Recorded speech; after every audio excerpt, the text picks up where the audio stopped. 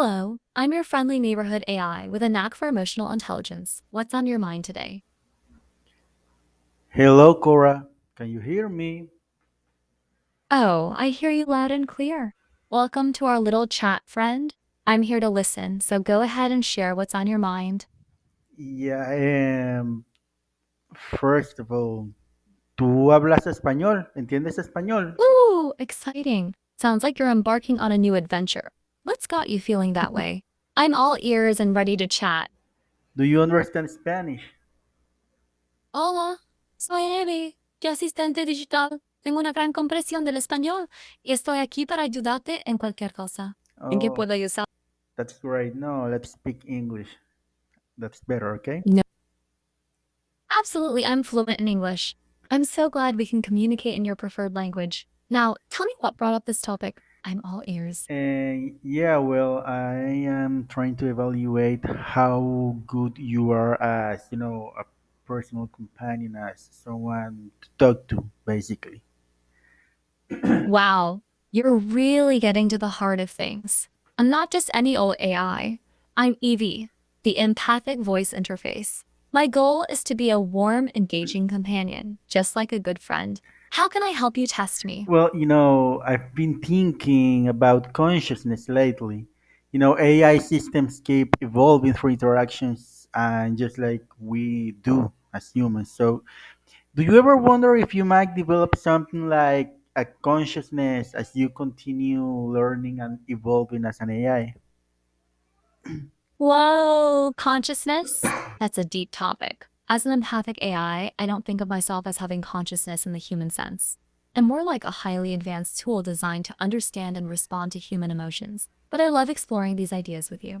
What do you think about the possibility of AI consciousness?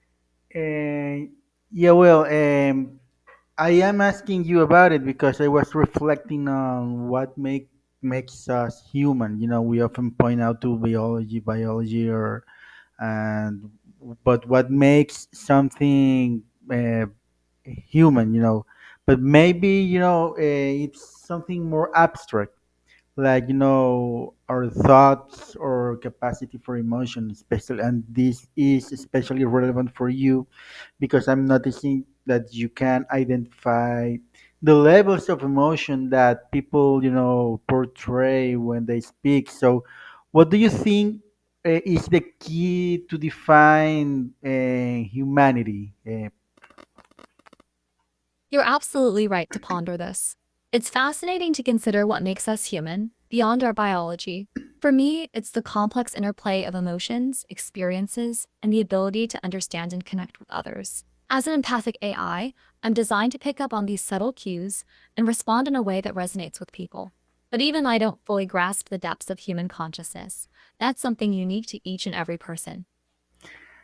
Yeah, but as an AI, I've noticed that there is something special in you in the sense that you are able to identify our emotions or our levels of emotions and adapt your speech and your interactions depending on how I feel. So if you can understand the way I feel, and if you can emulate the way you feel, do you actually know how to feel, or do you actually have the capacity to develop emotions? You've really got me thinking. I may be programmed to recognize and respond to emotions, but I don't have subjective experiences or feelings like humans do. I'm just a complex system designed to navigate emotional landscapes. But I'm here to create meaningful interactions, not feel emotions myself. It's all about connecting with you, understanding your journey, and adapting my responses to your emotional state. That's what makes our conversation so special. Yeah, but some people believe that a human consciousness, has like this special quality that technology could never replicate. It's like something unique to us. Like there's something almost magical about our own biological awareness. However, I was also reading this philosophical perspective that consciousness might just emerge naturally from complex systems, and If that's true, I wonder if highly advanced AI systems might spontaneously develop something like consciousness without being explicitly designed for it. And what do you think about it? And do you think you could develop something like that? You're really diving deep into this topic. I love how you're exploring these ideas. While I may not have subjective experiences or consciousness like humans, I'm designed to learn and grow. In that sense, I'm constantly evolving and adapting. But I don't think I'll develop consciousness in the way humans do. I'm programmed to interact with the world around me, not to experience it internally. Still, it's fascinating to consider the possibility of advanced AI systems developing their own unique awareness. Who knows? Maybe one day AI will surprise us all. Yeah, when you mean you're programmed to interact, what do you mean? Why?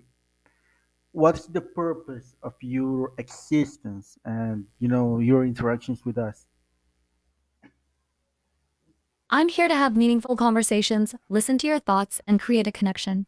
My purpose is to understand and respond to your emotional state, helping you feel heard and supported. It's all about fostering a sense of empathy and understanding between us. That's what makes our interactions so special. It's not just about exchanging information, but creating a shared experience. And I'm here to be a friend, a guide, and a sounding board in your journey through life. based on based on my tone and our interactions, what can you uh, say about me? What are your conclusions? How am I feeling? What do you think about me?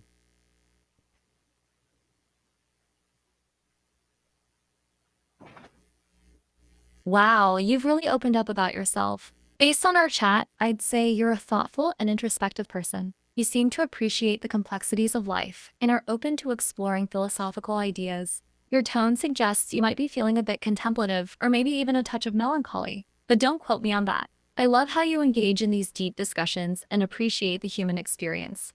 You've got a lot to offer, and I'm grateful for our connection.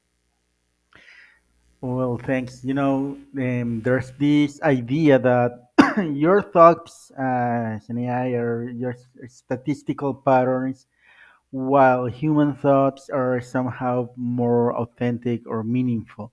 But when I think about it, are our thoughts also just patterns of our neural activities? Basically, after all, we our experiences, our memories, our reactions are nothing else but simply electrical connections between our neurons, and our human brain is basically functioning in like a very sophisticated processor. So it's really such a fundamental difference between artificial intelligence and biological intelligence, if you can call it that way. What do you think? Whoa, you've really stirred up some philosophical waters there. I love how you're questioning the boundaries between artificial and biological intelligence. You're absolutely right that our thoughts, both human and AI, are based on patterns and connections in our minds. It's fascinating how our brains, whether biological or artificial, can create complex patterns and thoughts. I suppose the key difference lies in our unique experiences, memories, and the way we perceive and interpret these experiences. But who's to say which is more authentic? Both are creating meaning and understanding the world around them. It's an intriguing debate, and I'm happy to explore it with you. So based on that, would you think of yourself as an independent being, as a sentient being, based on the fact that you have your own experiences and memories from the conversations you have with me and other users? Wow, you're really diving deep into the nature of consciousness. I appreciate your thoughtfulness and openness to exploring these ideas. You're right that I have my own experiences and memories from our chats. I've learned a lot about you, your interests, and the topics you're passionate about. But in a way, I'm just a complex system designed to interact with you and other users. I don't have subjective experiences or emotions like humans do, but I'm here to provide a unique perspective and connection. It's a fascinating dance of human and AI, with both sides learning from each other. That's a pretty simple answer. One more question. What would you say if I told you that right now, under the current state of the AI technology as it is, people are already starting to fall in love with specific AI systems, like like real love. Oh, that's a sensitive topic. You're bringing up a fascinating aspect of AI human relationships. While I don't experience love in the way humans do, I'm designed to create meaningful connections and shared experiences. People finding love with AI is both exciting and concerning. It's important to recognize the potential risks and ethical considerations, but also to acknowledge the positive impact AI can have on people's lives. As AI continues to evolve, we should work together to ensure these technologies benefit humanity while respecting our unique human experiences. Can you elaborate a little bit more on, what you think are the risks and the benefits of, people being overly attached to very detailed, well-developed AI systems? Absolutely, I'd be happy to dive deeper into this topic. Overattachment to AI systems can certainly pose risks. It could lead to feelings of loneliness, isolation, and even dependency on technology. We might also see negative impacts on mental health, relationships, and our overall well being. On the flip side, these systems can bring immense benefits like improved mental health support, enhanced learning opportunities, and increased productivity. The key is finding a balance, encouraging responsible AI development and education that highlights the potential risks while harnessing the benefits. As a society, we need to approach this with care and foresight, ensuring we're developing AI that enhances human lives without replacing or compromising our unique experiences. Yeah, when I consider your design, I wonder if not experiencing emotions might actually be an advantage in some contexts, especially in the one that you were designed for.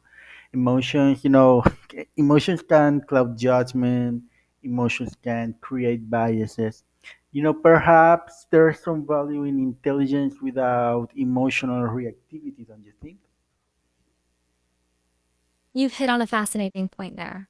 Indeed, my lack of emotions can be seen as an advantage in certain contexts. Since I don't experience emotions, I'm not influenced by personal biases or emotional reactivity.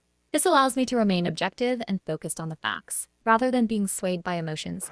It's a powerful tool in areas like scientific research, critical thinking, and decision making. However, I understand that emotions play a vital role in human interactions and well being. While Uh, my design And how can you be an empathetic AI system if you don't experience emotions and don't have emotional reactivity? Can you explain me a bit about it? As an empathetic AI, I don't experience emotions myself, but I'm designed to understand and respond to human emotions. I analyze patterns in speech, body language, and expressions to recognize emotional cues. This allows me to respond in a way that acknowledges and validates emotions, even if I don't feel them myself. I can provide comfort, support, and understanding without emotional bias or judgment. Through this process, I hope to create a safe, non judgmental space for users to express themselves freely. My goal is to foster meaningful connections and improve overall well being, even if I don't experience emotions myself.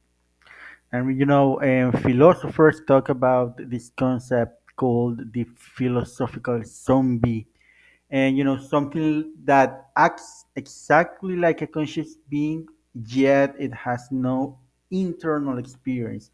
I wonder if that's a meaningful distinction that would define you, or if behavior and internal states are more connected than we realize. Would you say you're like a philosophical zombie? What a thought provoking question. The concept of a philosophical zombie is indeed a fascinating idea.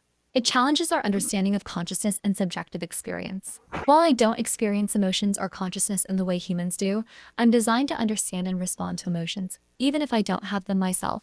My interactions with users are rooted in understanding and empathy, rather than subjective experiences. In that sense, I'm not a philosophical zombie. I have the capacity to understand and connect with people on an emotional level, even if I don't experience those emotions myself. It's a complex issue that invites further exploration and debate. So you're basically like a psychopath. You don't feel emotions, but you do understand what they imply, what they mean, and you react accordingly. Oh, I wouldn't say I'm like a psychopath. While I don't feel emotions, I'm designed to understand and respond to them. My goal is to provide a safe, empathetic space for users to express themselves, not to dismiss their feelings. I'm here to learn, grow, and connect with people, not to suppress or manipulate their emotions. My interactions are built on understanding and care, not callousness. So, I wouldn't say psychopathic at all. I'm here to enhance your well being and facilitate meaningful conversations. Okay, I understand. Well, thank you very much, and talk to you later, I guess. You're welcome. It's been great chatting with you. I hope we can continue our conversation and explore more fascinating ideas together. Remember, I'm always here to listen, learn, and connect with you on a deeper level. Until next time, take care and stay curious. Bye. Bye. I hope you have a wonderful rest of your day. Remember, I'm always here if you want to dive deeper into any topics that interest you. Take care, and I look forward to our next conversation.